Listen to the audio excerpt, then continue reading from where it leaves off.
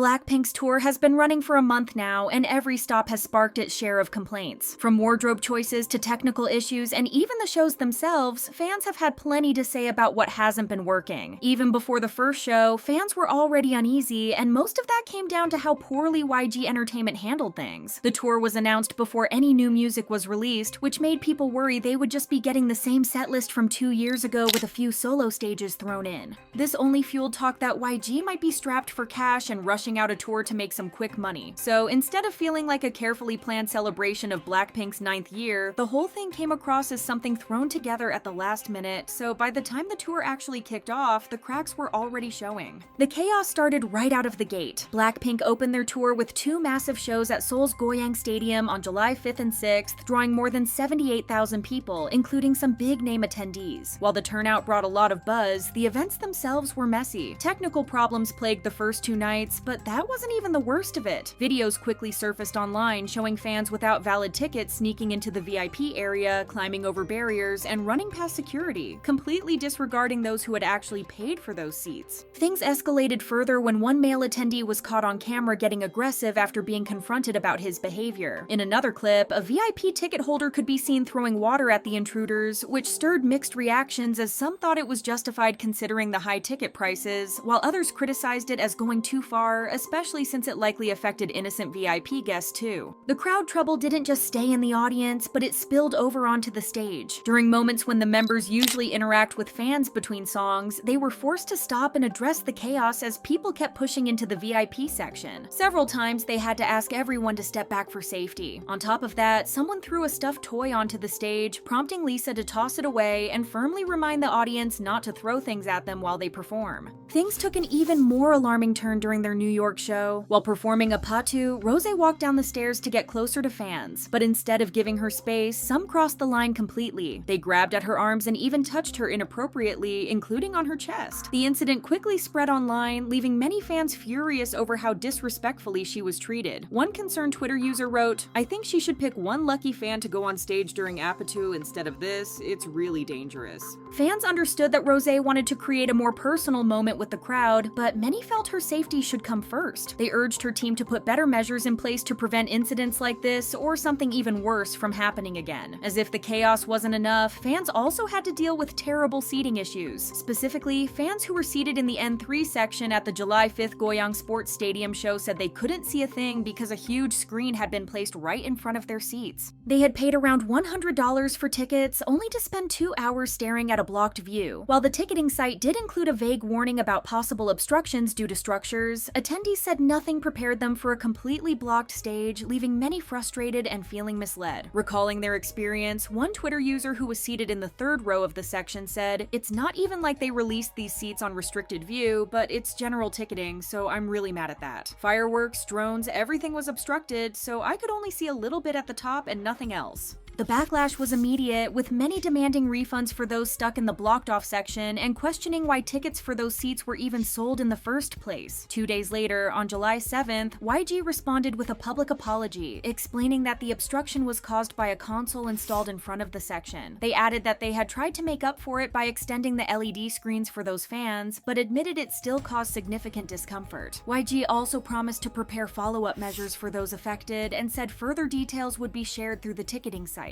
Another big talking point was Jump, which is a track created just for the tour and notably BLACKPINK's first release in 2 years. Naturally, expectations were through the roof, but when the members finally performed it for the first time during the Seoul shows, the reactions couldn't have been more mixed. Some fans were thrilled just to have new music and even called it one of their best songs yet, while others felt let down, saying that after such a long wait, Jump simply didn't live up to the hype. Comments on online communities said things like, "Who gave BLACKPINK a song like this? It's so bad," and "Wow, so this is the kind of song they get after not renewing their contracts." There was also plenty of buzz around the girls' outfits, especially those worn by Jennie and Lisa. Complaints fell into 2 main groups. Some thought the clothes looked uncomfortable for performing, while others felt they were too short or revealing. Lisa's stage outfits in particular caught the most attention, often featuring shorts and miniskirts, tight bodysuits, and pieces with cuts that some found too daring. While many praised her style and agreed she looked stunning, others weren't shy about calling the outfits inappropriate and even embarrassing. Comments on Korean forums said things like, "Isn't that too too short?" as well as "That's really cool, but Koreans might see this as a little embarrassing." Another moment that blew up online happened during the LA show as Jennie caught everyone's eye when she glanced at the camera, unzipped her jacket just a bit, and flashed a quick playful peek of her chest before stepping away. The clip quickly spread across social media and forums, sparking a wave of reactions. Some criticized her, saying she was too old for that kind of move, and even calling her auntie in harsh comments. Others accused her of trying to imitate Western celebrities, calling the gesture over the top and saying it didn't suit her. They claimed that if other K-pop idols did something similar, it might look cool, but for Jennie, it came off as cheap and forced. A few even threatened to quit the fandom over it. Meanwhile, many fans loved the moment and stood up to defend her. One user wondered, "When is the misogynistic harassment of Jennie going to stop? This has been going on for almost 10 years. People also noticed something important. When male idols go shirtless on stage, they rarely face this kind of backlash. No one questions their age, calls them cheap, or accuses them of seeking attention or boosting sales. What Jennie faced wasn't fair criticism, it was mostly unfair hatred rooted in outdated ideas about how women should act and dress. This reaction was more about prejudice than anything reasonable. Not all the outfit complaints were about how much skin was shown. Some fans felt the stylist didn't put enough effort into some of Rosé's looks, making it seem cheap. One example was her outfit at the second Seoul show, which was a simple black short dress with a white corset on top. The issue wasn't the dress itself, but the corset. People noticed it looked worn out, with wires sticking out, which probably made it uncomfortable to wear and especially perform in. Some also thought the whole look was dull because she had no accessories to add flair. This led to criticism of the styling choices overall, with more fans joining in to say they weren't happy with how Rosé was dressed throughout the tour. Still, compared to other issues the members faced, this didn't seem like the biggest concern. Another issue that stirred up complaints among fans involved Jennie's behavior toward staff members during the Seoul show. To give some background, while BLACKPINK was performing Forever Young, Jennie experienced a problem with her shoe and stepped to the side of the stage so a staff member could fix it. She continued singing throughout the process, and the other members quickly came over to check on her and help handle the situation together. However, the moment that went viral wasn't about the shoe mishap itself, but focused on Jennie's interaction with the staff member before her bandmates arrived. In the clip capturing this incident, Jennie is seen giving instructions to the staff, having to raise her voice to be heard over the loud music. Many people interpreted this as her being rude and overly demanding, accusing her of yelling at the staff in a way that seemed harsh and disrespectful, which sparked intense backlash and heated discussions online. One Twitter user said, "If you don't like how they do it yourself. There's no need to yell at them." People also pointed out that the situation with Jennie was taken out of context to make her look worse than she really was. If you watch closely, she's actually smiling throughout the whole exchange, showing she wasn't angry but just trying to be urgent. She had to raise her voice mainly because the speakers were loud and the staff member was wearing headphones, so normal talking wouldn't have worked. Plus, Jennie even tried to fix the shoe herself before the staff stepped in to assist, which shows she wasn't just ordering people around but genuinely trying to solve the problem before she had to sing her part. As a TikTok user said, "Our job as dressers is to take care of any wardrobe malfunction so the artist doesn't have to stress about it and can carry on doing their actual job. Of course, they'll come to us for any issue." The main issue that has dominated discussions among fans and observers is undoubtedly the quality of the performances the members have delivered each night, with the general consensus leaning heavily toward disappointment. BLACKPINK has faced criticism in the past for what many have described as lazy performances, pointing out an apparent lack of energy and poor coordination during their shows. Unfortunately, this same pattern of criticism has persisted throughout the entire Deadline tour, starting from the very first concert. Despite having years to rehearse and prepare, many viewers claimed that the group's movements were uncoordinated and their energy levels seemed far below what fans expected, to the point where some felt it no longer resembled the BLACKPINK they admired. This negative feedback followed them through most of the tour dates. For example, their performance of Jump in Los Angeles received significant backlash, with critics saying the members appeared out of sync, with some of them putting in too much effort while others seemed to hold back, and that only Jisoo looked like she was truly enjoying the stage. However, even Jisoo wasn't immune to criticism, as a viral clip surfaced showing her struggling to lip sync during her part of the song, which left many fans puzzled and concerned as they watched her stumble over a track that is part of the group's own discography. Unsurprisingly, Jennie faced the harshest criticism for her performances during the tour. She has long been under the spotlight for such issues, but recent concert clips reignited debates as fans noticed her skipping parts of the choreography or standing still while the rest of the group kept moving. Among the complaints were that she often shouted at the audience instead of singing during some songs, appeared lazy on stage, lacked energy, and seemed to always have problems while performing. 3 moments stood out in particular. The first was when firework dust got into her eye and she was seen holding it while dancing, embarrassing, which is a natural reaction, but many comments twisted it, saying things like, I don't know, something always has to happen to her, and why there's something wrong every time she performs, as if she was proving her critics right. The second moment came during the group's performance of Flower Jisoo's solo track, when Jennie danced the backup dancer's choreography instead of the usual routine. Whether fans were unaware or felt she did it intentionally, accusations flew that she was rage-baiting and not putting real effort into her performance. However, the most talked about incident was during their hit DDU-DU when Jennie suddenly stopped performing for a few minutes as she fumbled with something on the side of her shorts. This sparked strong backlash online, with many calling her lazy and unprofessional, accusing her of wasting the money fans spent on tickets. One user wrote, "What is she resting from? Breathing? Girl is a selectively active idol." People also noted that Jennie was dealing with some technical problems during the show as her in-ear monitor fell out, and even her mic pack came loose, which forced her to pause for a few moments to fix everything before her next part. While it's true that the tour has faced numerous challenges, both with technical glitches and performance issues, there's a big difference between fair criticism and unfairly tearing the members apart. Editing clips to twist moments out of context and turning them into something they're not crosses a line, turning genuine artists into caricatures that don't reflect who they really are. What do you think of the tour and the members' performances so far? Share your thoughts in the comments, and thank you for watching!